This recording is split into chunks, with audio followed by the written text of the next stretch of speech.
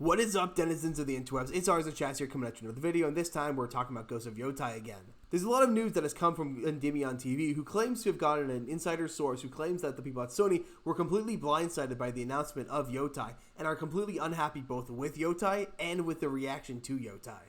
Much of this information is being drawn from John F. Trent over at That Park Place. Rumor, Sony executives not happy with initial Ghost of Yotei response, and developers were blindsided with new female character. And like I said, all of this information is coming from Endymion TV over at YouTube, Hail Endymion, who had stated that apparently Ghost of Yotei blindsided many people that were working at Sony who were not made aware of what Sucker Punch was making. And that people in the mid-levels at Sony were actually confused when Yotei was announced, and they are not happy at all when it comes to the response of that game either internally at Sony right now. And what's really catching a lot of people off guard is not only the fact that Yotei has a female lead, but it's that fact that it's completely abandoning Jin Sakai and is leaving him so far in the past, with the game taking place around 400 years after the events of Ghost of Tsushima. And it looks like really no one is happy with this. And let's not forget a bunch of the issues with Ghost of Yotei, including the fact that the lead actress is a massive activist who has forced her activism into previous roles, including dub roles, and including into Apex Legends and other games, where every single character she plays is the same kind of character. The loose, girl boss, bad bitch, lesbian personality is akin to that of sandpaper. And it seems that the higher-ups over at Sony are not the only ones who are blindsided and upset by this, with many users mentioning things like, imagine hearing about Jin as a legendary folktale quest.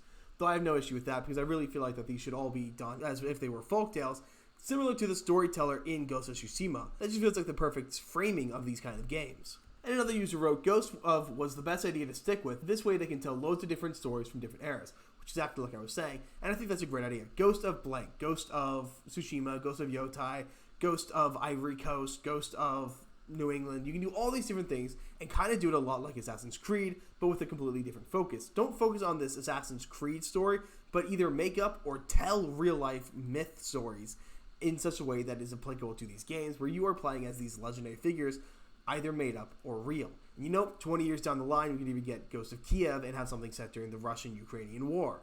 One person commented that Sucker Punch saw AC Shadows and went, I'd hold my sake, and that's exactly what this looks like it's going to be. And honestly, I don't have much of an issue with that, as long as they actually put quality first and prioritize being historically accurate.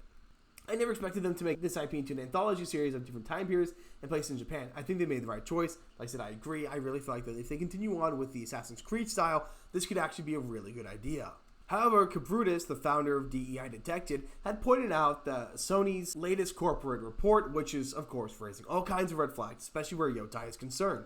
Going into his tweet, you can see that the Sony statement is all about DEI, diversity, equity, inclusion, initiatives for coming generations, engage talented individuals. Sony believes the effects of its HR initiatives are eventually reflected in employee engagement, which sounds a whole bunch like bridge-based language. Sony works to globally promote greater opportunities for women as part of its efforts to ensure inclusive work environments. And down here, through industry, academia collaboration, Sony has been helping foster next-generation talent from science and engineering backgrounds.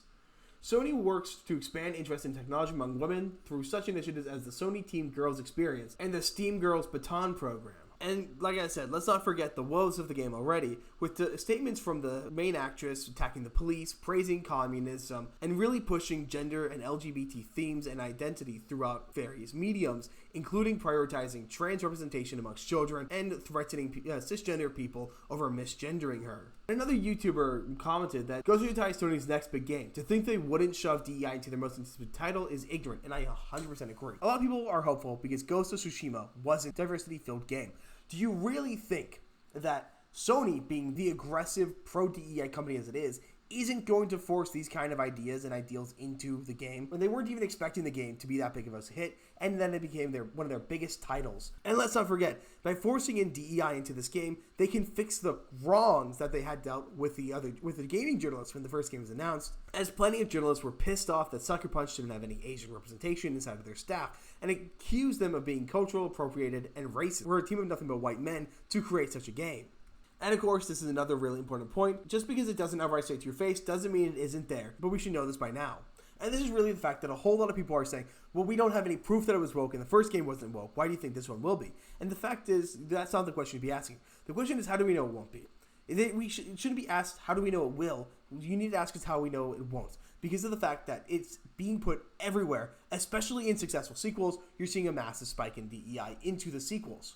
And then, of course, this is all being heavily proven with statements from the former Sony chairman, Sean Layden, who had stated that, number 2, it's a game. If you don't like it, don't buy it. And if you don't like my politics, don't buy my book. So no, you know what? Fine. We won't buy it because of this kind of attitude. This is the kind of attitude that we have known has been the #1 playbook of these DEI-infested groups. If you don't like it, don't buy it. But why are you changing something that we do like? If you don't want our money, just say so. Just as you have to give me a reason to buy it, you also have to give me a reason to not buy it. If you are telling me if I don't like it, don't play it, you are telling me that it's not worth my time and that I shouldn't play it. And that's not something you don't want to be doing. You want to instill confidence in the product, and doing this is doing the polar opposite of that. This is convincing me that this game is going to be a DEI-infested dumpster fire because people who are confident in their products are not using this kind of language. They're not saying, don't buy it if you don't like it. They're saying, well, maybe we'll convince you. So this is the biggest red flag of them all.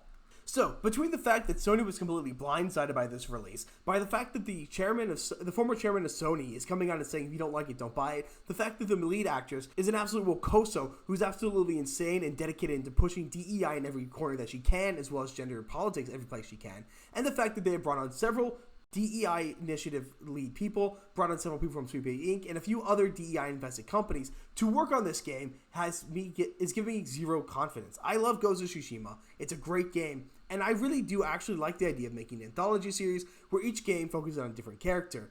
But when this is your advertising strategy, where your advertising strategy is telling people not to buy it, it's telling people that it has zero intention of actually instilling confidence, you're going to get what you want, and people are not going to buy it. And if it fails, that sucks. I really hope this game is good. I hope it's not infested with DEI, but you have given me zero hope that that will be the case. But that's pretty much all I've got for today. Let me know down in the comments if you think this game is going to be an infested mess, or if you actually are still hopeful despite everything we've seen, and I will see you guys on the next one.